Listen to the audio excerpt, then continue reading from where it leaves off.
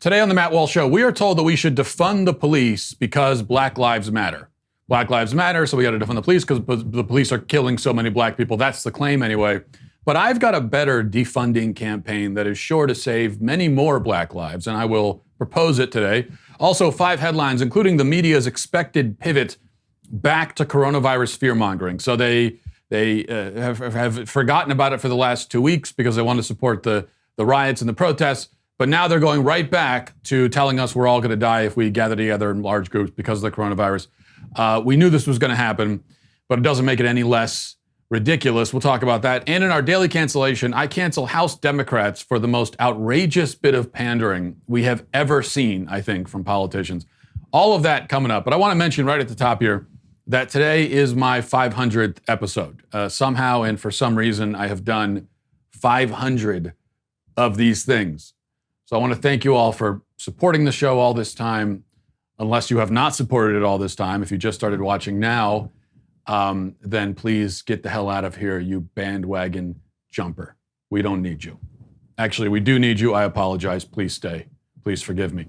Now, in celebration of this momentous occasion, I wanted to do something very special, something I'd never done before, something to signify the enormity of this event. And so I have decided to throw some confetti. But I didn't have confetti, so instead I just tore up some pieces of used napkin, and I will now, to commemorate this event, in an act of boisterous celebration, I will toss this confetti joyfully into the air.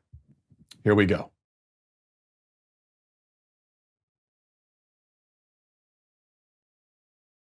Well, that was pretty significant and pretty exciting. Anyway, so there's that. Let's move on.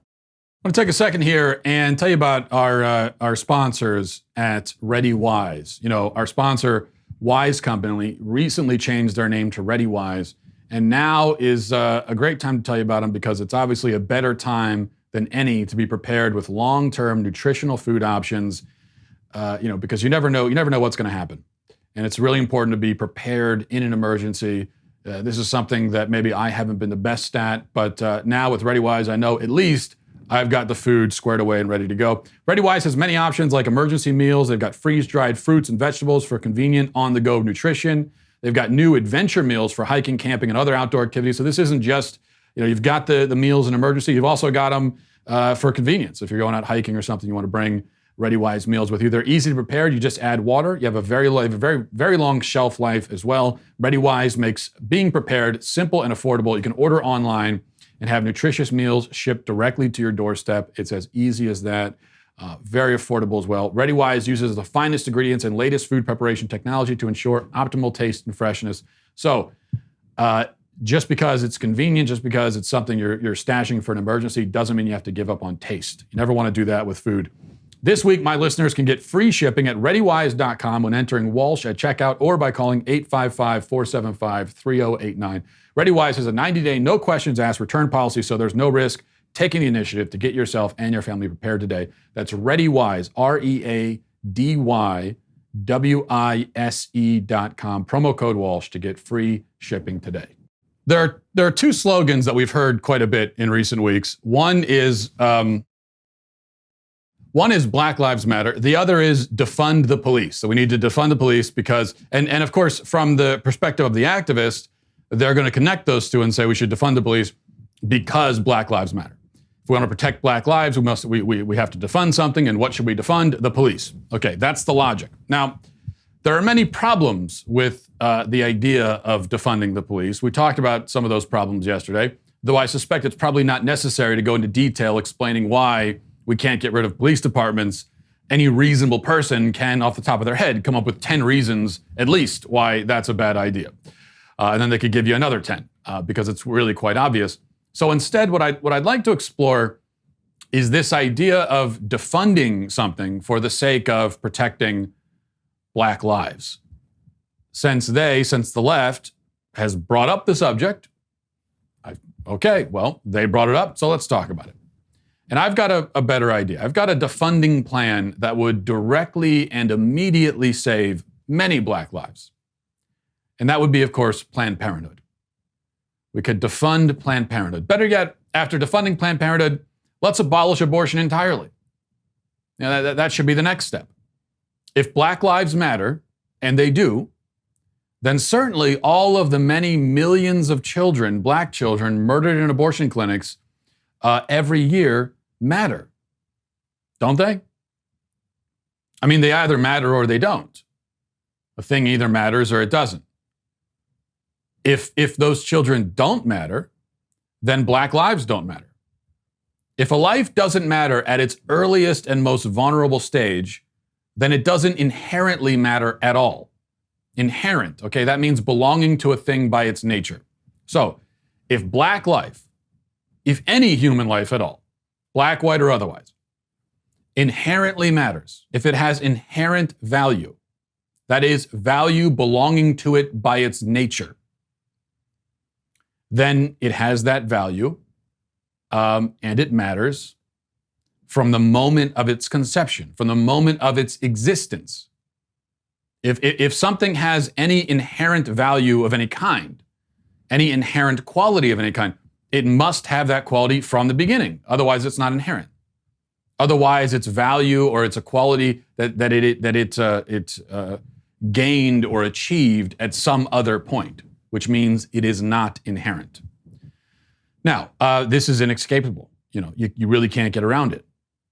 If that life does not inherently matter at that stage, then it does not have inherent value at all, and therefore its value is based on something else, on its usefulness to society, on its desirability to others, on its ability to care for itself, whatever it is.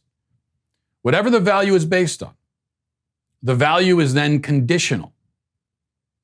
So the real question is, when someone says, Black Lives Matter, I guess the follow-up question we should ask is, are you saying that Black Lives matters conditionally, or are you saying that it matters inherently?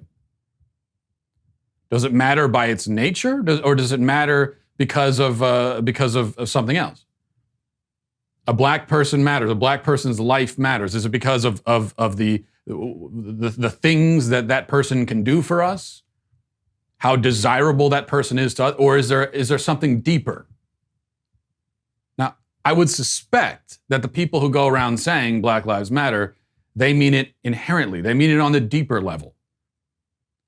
I would suspect that if you tried to attach the word conditionally to the phrase Black Lives Matters, everybody who says Black Lives Matter would be very upset about that and would accuse you of being racist.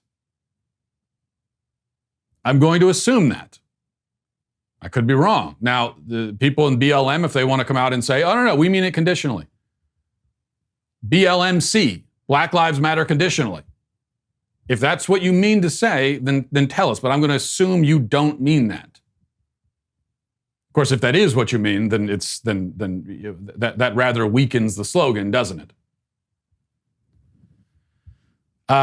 Now, here's the answer that I give anyway. I guess I really can't speak for anybody else, but I say that Black life matters inherently. I say that all human life matters inherently, which means those millions of Black lives killed by abortion are victims deserving of at least the same level of outrage that we've shown for George Floyd.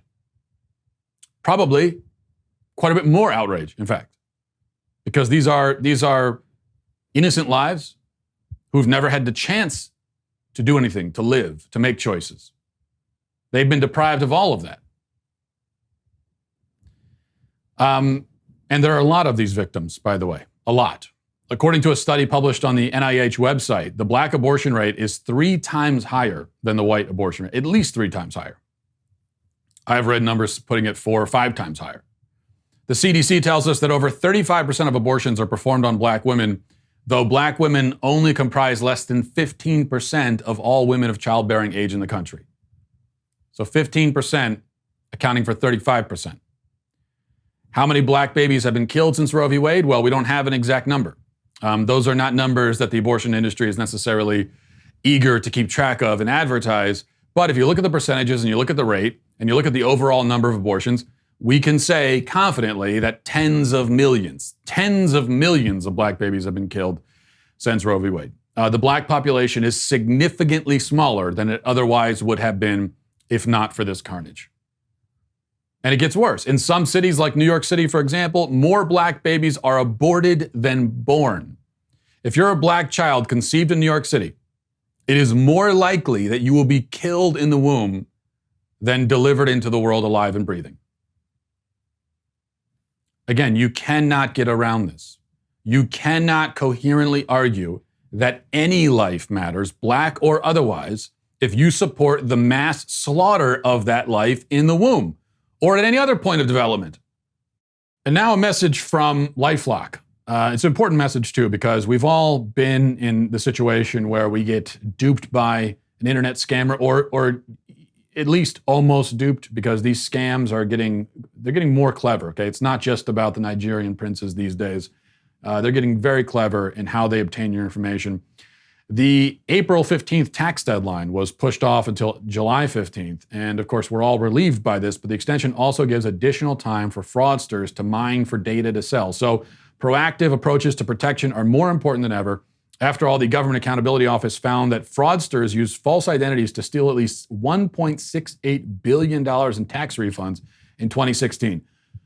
You don't want to be someone who falls victim to that. Every day, we put our information at risk on the internet, and cyber criminals around the world keep finding new ways to steal identities. They're getting more creative with it. LifeLock, then, is a leader in identity theft protection, and they're staying one step ahead of the bad guys every step of the way. If you become a victim of identity theft, LifeLock can help you restore your identity easier than you would be able to do on your own. LifeLock detects a wide range of identity theft threats, like your social security number being up for sale on the dark web. That's the kind of thing that probably the average person isn't going to be able to find out on their own.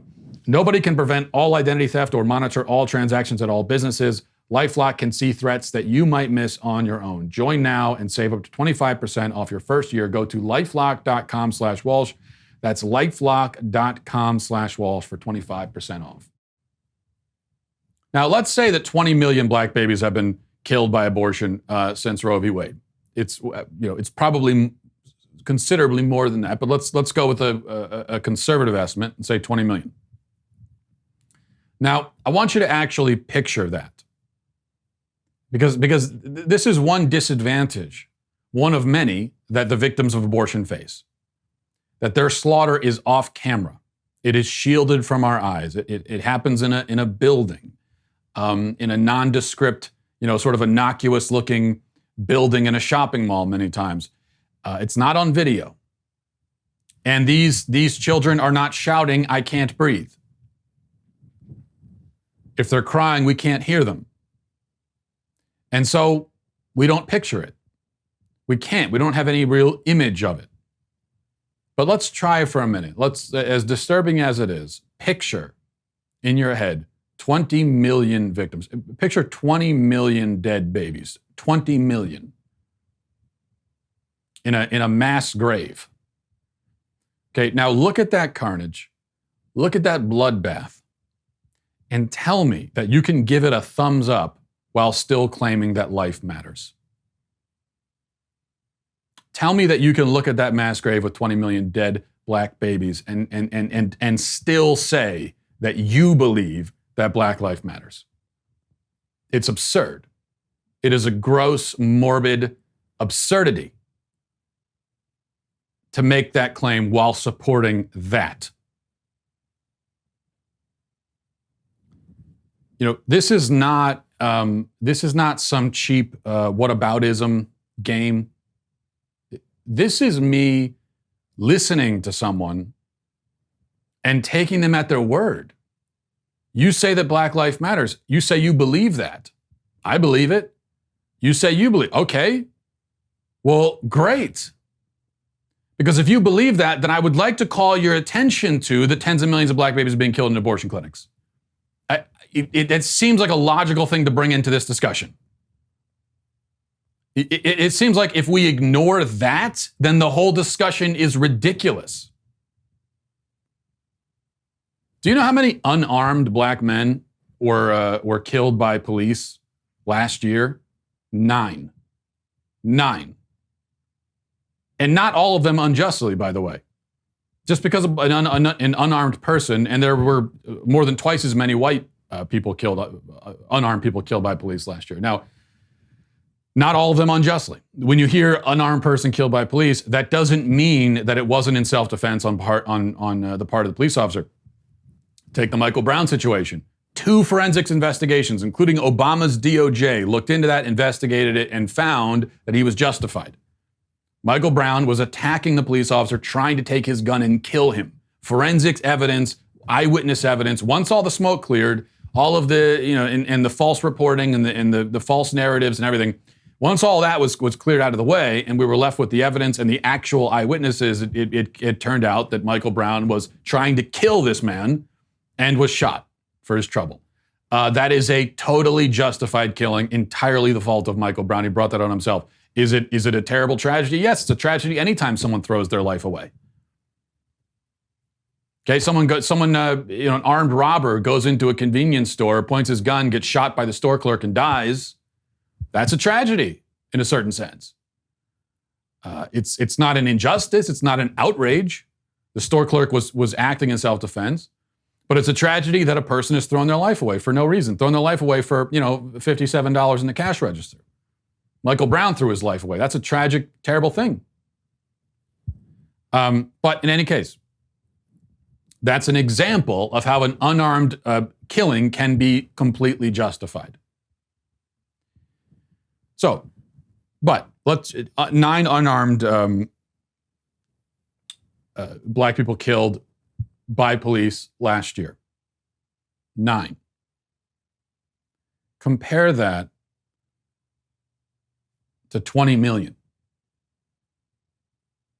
I mean, here we are talking about Black Lives Matter, focusing the conversation entirely around a comparative few black people unjustly killed by police. And meanwhile, we've got millions of victims. And we're ignoring them. How can we do that? And I even hear from pro-lifers sometimes to say, don't bring this. It's not appropriate to bring this up right now. What? We're talking about Black Lives Matter, and everyone's talking about a few over here. We got millions of victims over here. How can we not bring that up? It's insane not to bring it up. So this is really the ball's in your court. You're BLM activists. You're someone on the left. Ball's in your court here. You have to make up your mind. You have to make a decision. Does Black life matter inherently or not? Is it inherent or is it conditional? That's the question you have to answer. And you see, I know what your answer is, though. It's the answer you don't want to give. Your answer is conditional. That's the answer you give for all human life. Black, white, any race. What you believe is that value of that life is conditional. And so a child in the womb, the condition by which that child's life matters is if the mother wants that baby.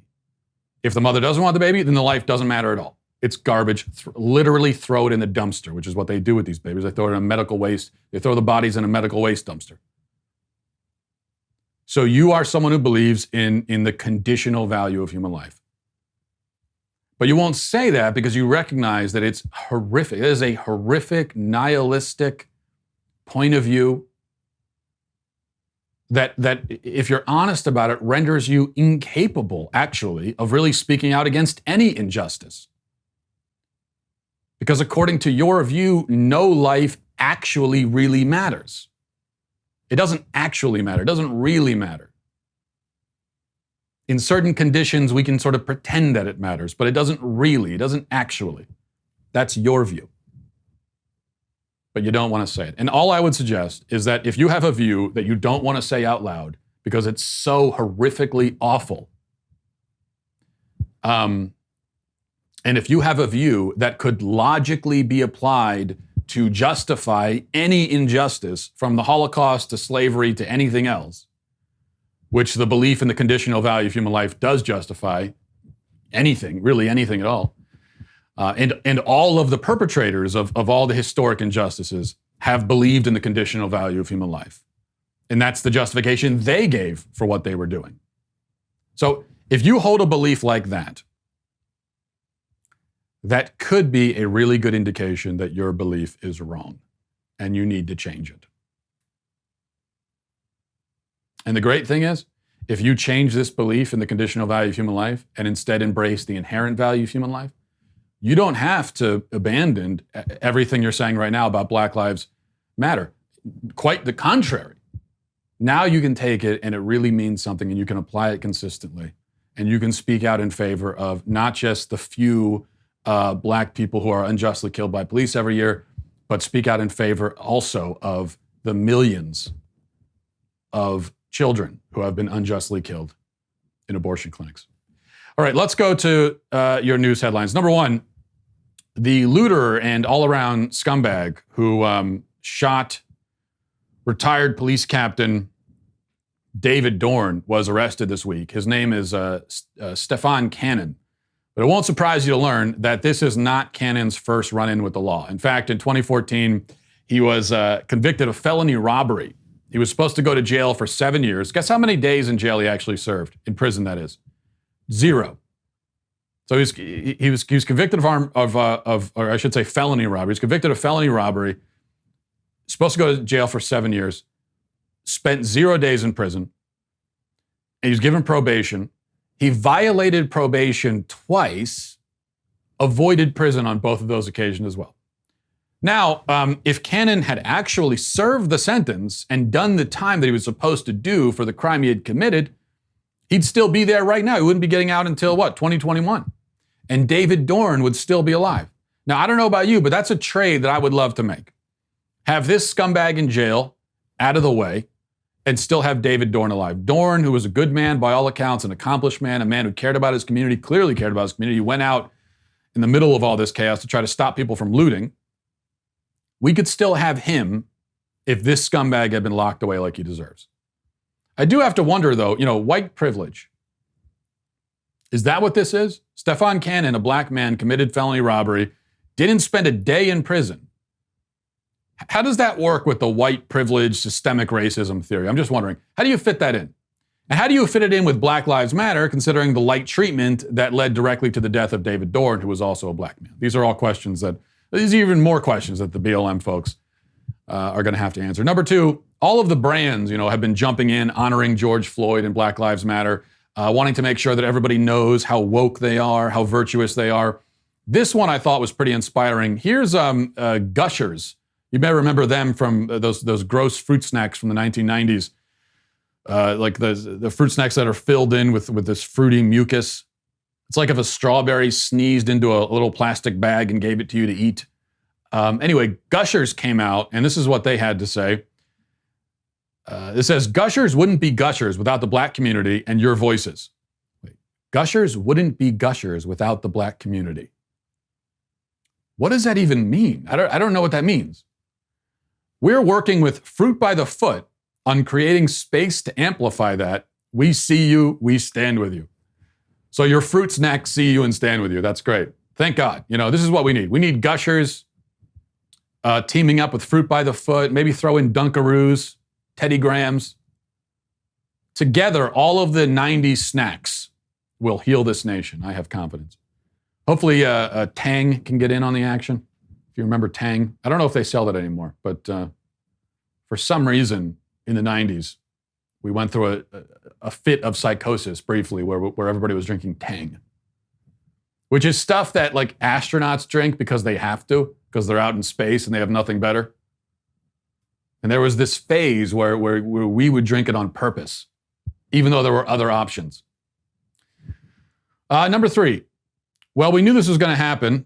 It was inevitable. Despite cheering on mass protests for the past 2 weeks and completely putting the coronavirus to the side in the process, we knew that once the protests and riots were over, the media would go right back to fear-mongering about the virus again, pretending that the last 2 weeks never happened. And yes, here we are. Here's the article from NPR. It says, Trump to restart political rallies this month, despite coronavirus pandemic. And then it goes on to talk about, he's going to be doing political rallies and that's so dangerous, and says the Trump campaign did not comment on the specifics of safety protocols, including whether masks and temperature checks would be mandated for entry. Oh, was any of that mandated for the BLM rallies? Temperature checks? Were they doing that? These people really have no shame at all. And that is their greatest advantage. That's what we have to understand. That these people in the media, they will lie and contradict themselves without hesitation, without guilt, without shame, without worrying about how stupid and crazy and dishonest they look to other people. It's almost like a superpower. I almost envy it. Because I still have at least a semblance of a human conscience in my head. And so it's always getting in the way. And you probably have this experience too, where you have a conscience and it may not be the greatest conscience in the world, but you have one. And it tends to get in the way. It bothers you, prevents you from being a total lying piece of crap at all hours of the day. But a lot of the people in the media, they don't have that obstacle to navigate. And it really frees them up to just do whatever they want. That's the magical thing about it. Number 4, there's a reboot of Looney Tunes called Looney Tunes Cartoons. Very creative title. But we're told there's one major change. There's not going to be any guns. Elmer Fudd will not have his iconic hunting rifle. The other guy, who's the other one? Toucan Sam. No, that's the cartoon. Yosemite Sam. He's not going to have his pistols. I think Toucan Sam with pistols would be interesting. But so there's not going to be any guns. Now, this is dumb for all the obvious reasons, not the least of which being that nobody, as far as I'm aware, has ever been shot in Looney Tunes related violence, at least not in reality. But the other reason is that there's a ton of violence in Looney Tunes, if you want to call it violence. And apparently what we're being told is that all of that stuff is still going to be a part of the show. So like, TNT, people getting blown up, anvils falling on heads. Apparently Elmer Fudd's going to have a scythe now instead of a gun. They gave him a creepier weapon. Now he's running around with a blade trying to stab Bugs Bunny. So all of that's still allowed. You're going to see characters getting crushed with anvils, which is a much more gruesome and painful death than getting shot, I would think, although I've never been killed either way. All of that's fine, but yeah, you can't have the guns. Okay. 5, finally, CNBC reports coronavirus patients without symptoms aren't driving the spread of the virus, according to the World Health Organization. Some people, particularly young and otherwise healthy individuals who are infected by the coronavirus, never develop symptoms or only develop mild symptoms. Others might not develop symptoms until days after they were actually infected. And now WHO is saying that those people actually maybe can spread it, but really don't. It's very rare that they spread it. Now, this is interesting because the threat of asymptomatic carriers spreading it, I mean, you heard this for 3 months just like I did. This is one of the main reasons why they shut down society. They put 40 million people out of work. They shut down the schools and everything else. One of the main reasons probably the number one justification we were given is that you've got asymptomatic people out there spreading the virus like wildfire. Turns out, wasn't happening, isn't happening, won't happen, really. Not much of a risk. Okay, hey, no big deal, right? They shut down society for no reason, put 40 million people out of work for no reason, took kids out of school for no reason. No big deal. Hey, mistakes happen. You're bad. We get it. Not going to hold it against you. Of course, you're not going to be held accountable. No one's going to be held accountable for any of this. We know that. All right, we're going to get to your daily cancellation. But before we do, there's so much that's been going on this year that it's hard to even keep track of everything. It's like every week we've got another crisis, another huge news story. And then, of course, you have the left-wing media constantly pushing their agenda. Remember those conscienceless scumbags that we were talking about before. And they're doing that instead of actually reporting the news. So it's very hard to get the real story, to sift through all the garbage and get to the truth. And that's why you need a reader's pass today from dailywire.com. You'll get access to exclusive op-eds from us, your podcast hosts, as well as guest writers, in-depth analysis from all of our Daily Wire reporters on top of our regular breaking news. Everything that all of this great information you get. This membership tier is already a bargain at $3 a month, but if you join today, you get your first month for 99 cents. You also get access to our mobile app and receive push notifications for breaking news and special content, as well as you can join the community of Daily Wire members who are actively commenting and discussing on our content with each other. So you get all of that. That's mobile, ad-free access to all the Daily Wire news, exclusive op-eds, even more on our mobile app, all for the low price of $1, actually a penny less than $1. And best of all, your dollars are getting you the news you need without the leftist spin. So head over to dailywire.com/subscribe and join today. Okay, for our daily cancellation, we're going to be canceling House Democrats. Now, I essentially cancel Democrats every day on this show implicitly, but now we're going to have to make it explicit in this case because of this.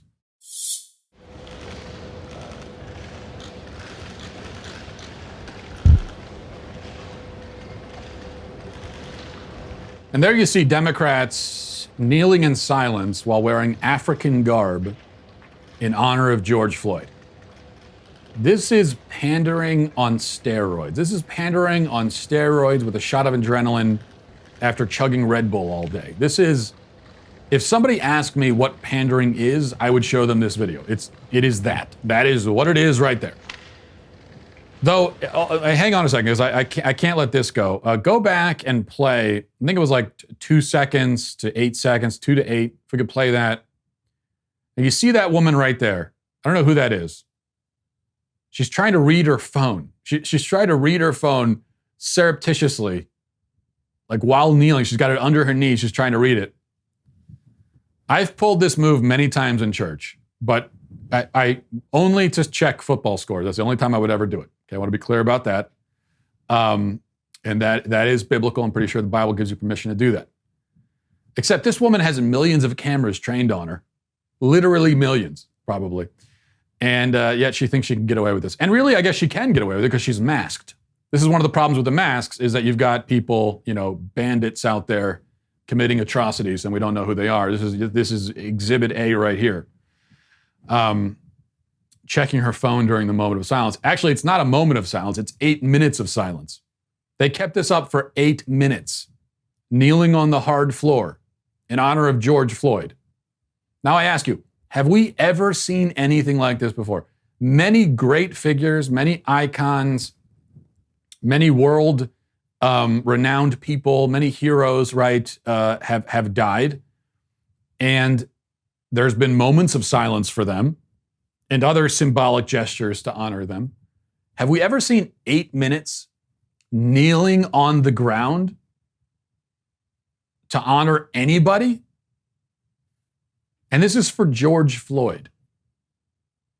This is, I think, the most extravagant and solemn memorial we've ever seen politicians give to anybody. And this is for George Floyd. Let me just say, George Floyd, I believe, died unjustly. And that's terrible. A lot of people die unjustly every day, and that's terrible too. His life, no more important than any of theirs. They're all important, all inherently valuable, as we discussed. But other than how he died, this was not a great man. There is no evidence that he was a great man or even a good man. So you could be upset about the injustice of it, and that's fine, that's understandable. But turning this man into a martyr and a hero and canonizing him after his death is ridiculous and outrageous and offensive. It is possible, to make the case that someone died unjustly without falling to your knees in worship and adulation and acting like they were great heroes that should be remembered through the ages. It is possible. It's very possible. So we could go with that strategy. And also, by the way, you can make that case without pretending that you've been distraught and in mourning for 3 weeks over this death, because nobody believes you anyway. When you have these Democrat politicians say, we're so distraught about George Floyd. No, you're not. You're not. Nobody believes that. No one takes that any more seriously than they take these white Democrats in African garb It's totally ridiculous, and that's why the Democrats are canceled. All right. Before we wrap things up, there is something else I needed to say. I don't do this very often, but I must issue a retraction. I was apparently fact-checked on something that I said yesterday, and it turns out, unknowingly, I did spread fake news. You may remember I played this video of the mayor of Minneapolis, Jacob Frey, dancing while wearing his wife's pants. Now, I said yesterday that this dancing occurred at a BLM rally over the weekend. And I said that because that's what the internet told me. And the internet has never lied to me. Until now. It was a first time for everything. Turns out that was not from a BLM rally. That dancing occurred in 2018. I don't know why. I don't know why it was decided in 2018 that they would inflict this on the world, but they did. And they being, I don't know who. I don't know who's responsible for this. But there he is dancing. So I was wrong, I must retract. Though I should be clear, I take no responsibility. I do not apologize. This was not my fault. I blame everyone else except for me. And by the way, come to think of it, I guess I have to issue a second retraction because you may remember 35 seconds ago, I said that Jacob Frey was wearing his wife's pants. Let's take a look at those again, just a still shot of him in those pants. Now, the truth is, I have to be clear, I have no specific information proving that he was wearing his wife's pants. Now, the only evidence I have are the pants themselves, which to me, from my vantage point, clearly appear to be women's pants. Now, but those could be anyone's wife's pants. All right, I don't know. Did Jacob Frey break into someone's house and raid the woman's dresser and take the? I'm not saying that happened. I don't know what happened. I don't know what occurred. I don't know how he obtained the pants or why or what exactly his reason was for wearing them. I can only speculate. That's all we can do in a situation like this. But I admit that speculation on a matter as serious as this is irresponsible and reckless. All I can say for sure, let me stick to the facts, is that somehow, for some reason, Jacob Frey came into possession of those pants, which have the appearance of being women's pants, put them on and walked outside. That's all I can report with confidence. Maybe he got them from the women's section of a consignment shop. Who knows? We may never know. And there are some answers that perhaps we are better never knowing. So, glad I could get that all off my chest. And I think we'll leave it there with a little bit of, a little bit of accountability on my part. This is a model for everybody. This is what accountability looks like. And we'll leave it there. Thanks everybody for watching. Godspeed.